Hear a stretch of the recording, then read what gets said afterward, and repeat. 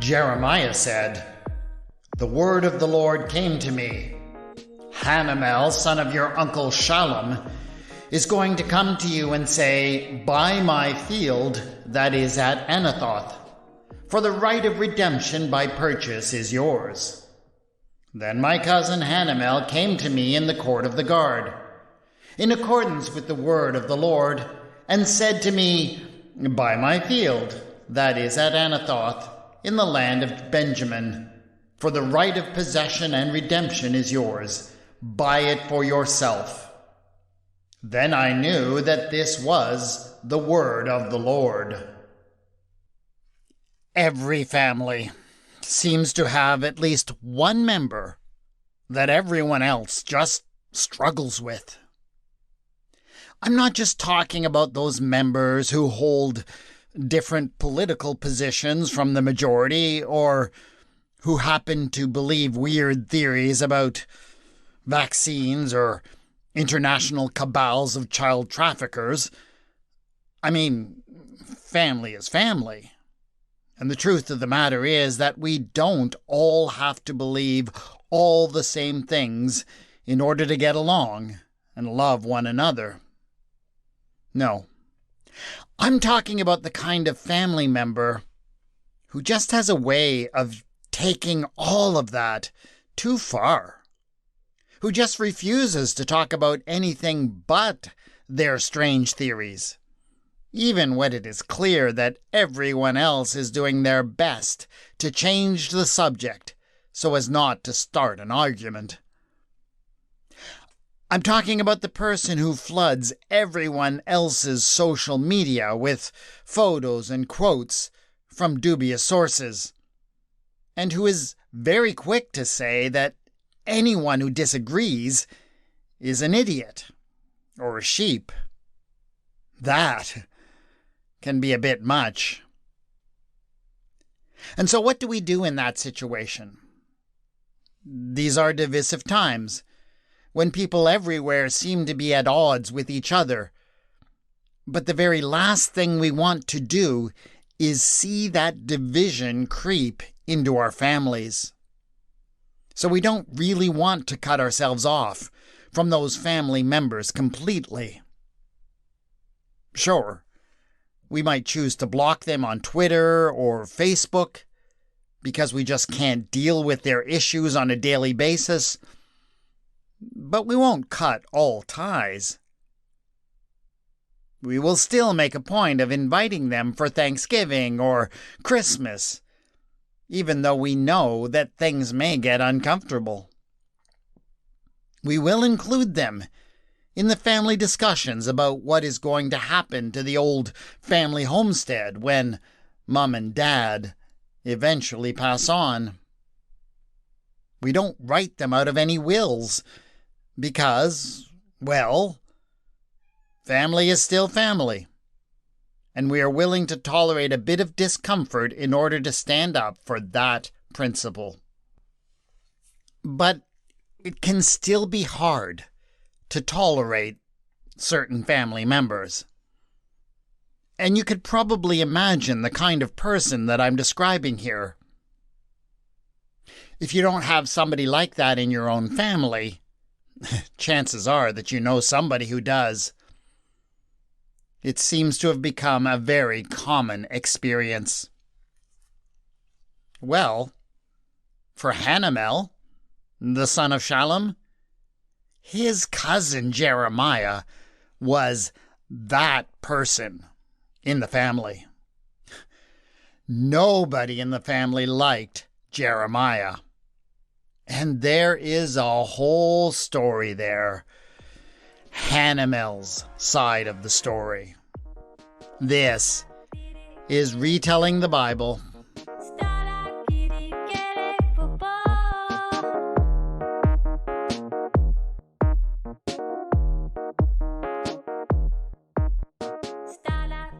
Episode 6.22.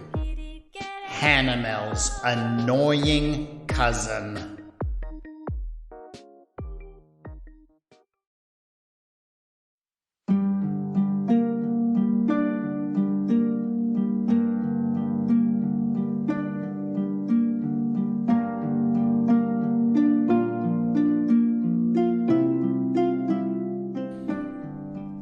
you want to know how bad relations were between Jeremiah and his extended family? The whole family had lived in the town of Anathoth in Judah for as long as anyone could remember.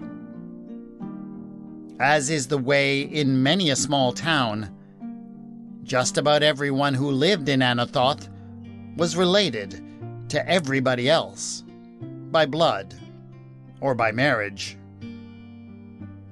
Jeremiah had grown up in Anathoth, had become a man there,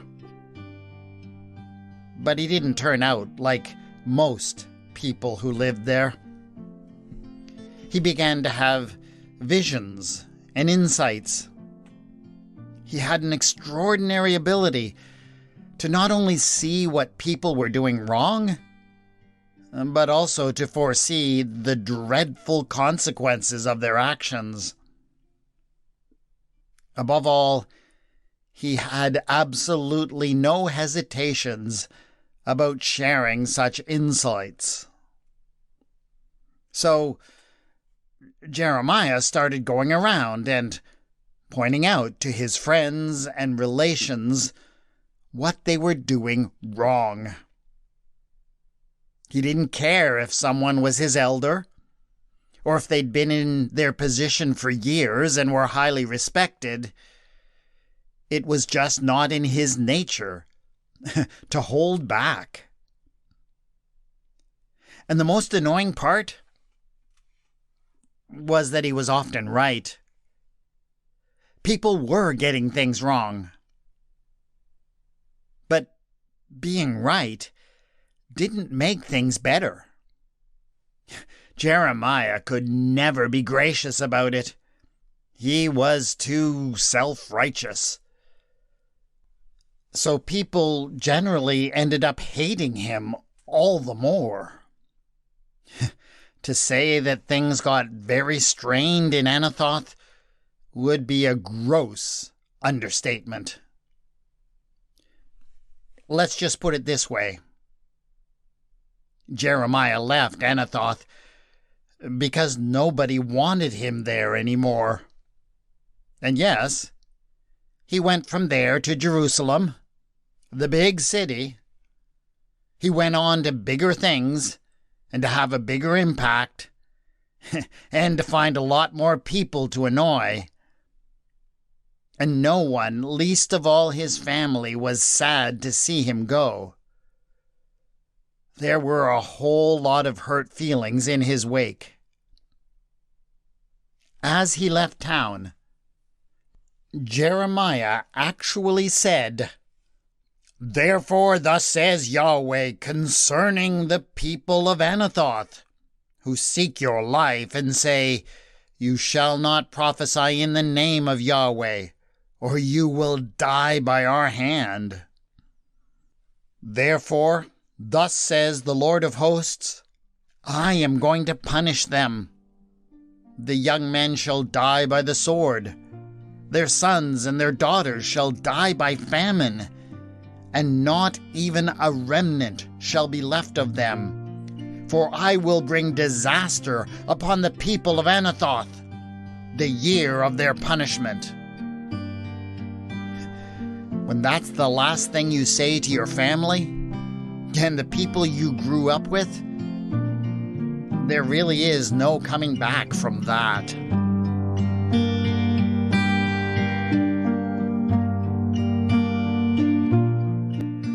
Of course, his friends and family in Anathoth were hardly the last people that Jeremiah rubbed the wrong way. As time went by, he managed to offend just about everyone in Jerusalem as well. He particularly clashed with the kings who ruled in the city, especially the latest, King Zedekiah. When Zedekiah's nephew had rebelled against Babylonian overlordship, Nebuchadnezzar, the king of Babylon, had come and deposed him, elevating Zedekiah to take his place. Zedekiah should have supported Nebuchadnezzar in return, but, pushed by the anti-Babylon faction in the city, he had followed his nephew's foolishness and stopped paying taxes, rebelling against the powerful king. It was pure, unadulterated stupidity.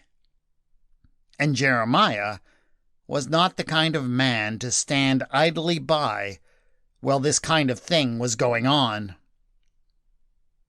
Jeremiah condemned the king and everyone who had supported this doomed rebellion against Babylon.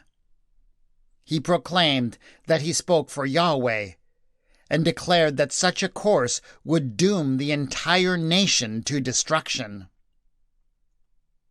Nobody, least of all the king, wanted to hear any of it. In fact, as tensions with Babylon rose, more and more people started calling Jeremiah a traitor and a foreign agent. He was barred from speaking in the temple. Once, they even threw him into a deep cistern. Lately, he had been placed under arrest in the court of the king's guard. The worst part, as usual, was that Jeremiah was right. Things went badly very quickly. The Babylonian army came. They invaded the land of Judah, laid waste to towns and villages everywhere, including Anathoth, by the way. And they put Jerusalem under siege. At this point, nobody needed prophetic powers to know that the city would fall. The kingdom was doomed. And being right didn't endear Jeremiah to anyone, especially as he was the kind of guy who never hesitated to say, "I told you so."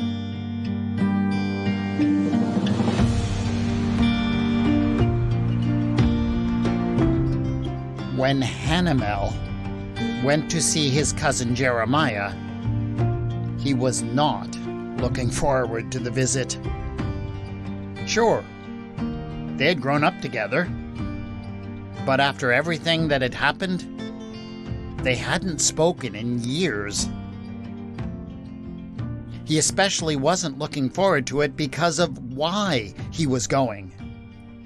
He was going because Jeremiah had been right all along. As he had prophesied so many years ago, their shared hometown of Anathoth was suffering from a disaster. The Babylonian invaders, on their way to Jerusalem, had, almost as an afterthought, destroyed the entire countryside. Anathoth was in ruins. There was nothing left there for Hanamel and his family, and they had fled to Jerusalem, with many others, before the city was placed under siege.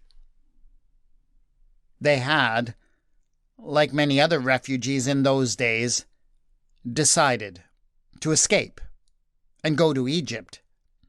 But, in order to make it there, Hanamel needed to raise some cash. His decision to sell a piece of land that had been in his family for generations was an act of desperation. I mean, who would want to buy a field that was occupied by the enemy? But desperation was their only course of action at this point. According to the ancient laws of Israel, lands were supposed to remain in the extended family forever. So, before he even tried to sell it to anyone else, Hanamel had to offer it to his last living male relative. Yep, you guessed it. Jeremiah. Hanamel made his way into the king's palace, where his cousin was under arrest in the court of the guard, with a sinking feeling. He had replayed the conversation he was expecting many times in his head. He fully expected Jeremiah to laugh in his face, to tell him that he should have listened to him all those years ago and left Anathoth too. He expected Jeremiah to make him feel like an idiot for thinking that he could get anything at all for a now worthless piece of property. Hanamel braced himself to hear the inevitable words of his cousin. "I hate to say it, but I told you so." He didn't want to put himself through such an ordeal, but, you know, family is family.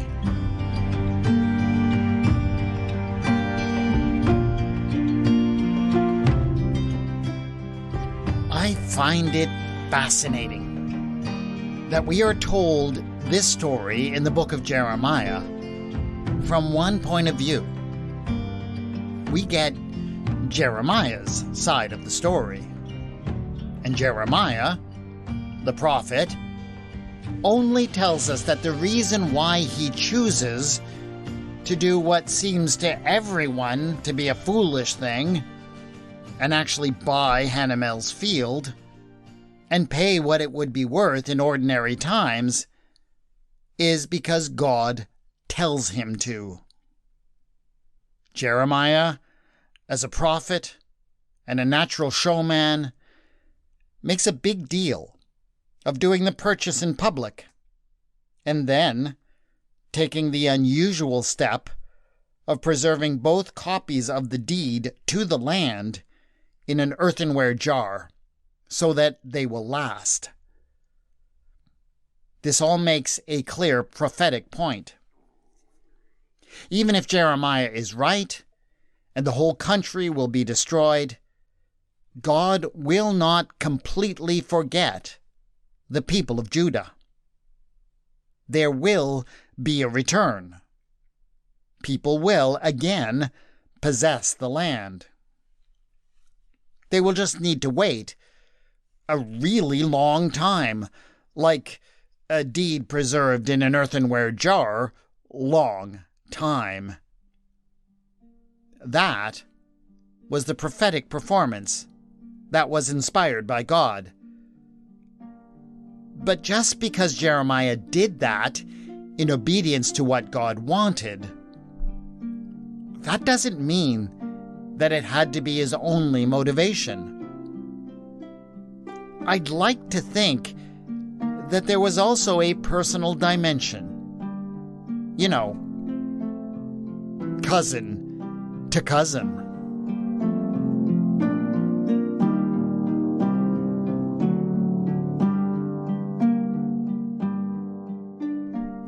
The guards let Hanamel into Jeremiah's cell. When they heard why he was there, they decided to permit his visit because they thought it might be a laugh to see his disappointment. But when he entered, nothing went as Hanamel expected. Jeremiah jumped to his feet immediately and embraced him, seemed genuinely pleased to see him. "God told me you were going to come," Jeremiah said matter-of-factly. "I would be so pleased to buy your field." Hanamel was so taken aback that he began to apologize. All of the positive things that he had rehearsed saying about the field went out of his head, and he actually began explaining how worthless it was now. But Jeremiah just waved all of his objections away. He would hear none of it. I'm buying your field, he declared.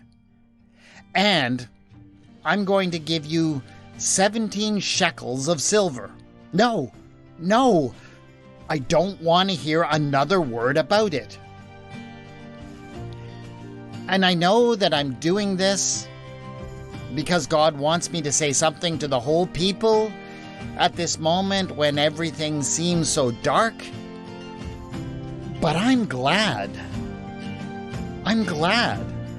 that the message that I have to give allows me to do something that will bring some good to you and your family.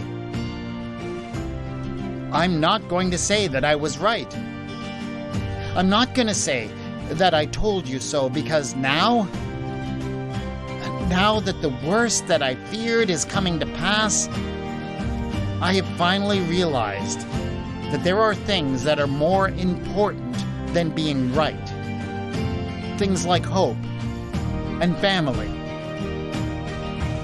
and the people we love.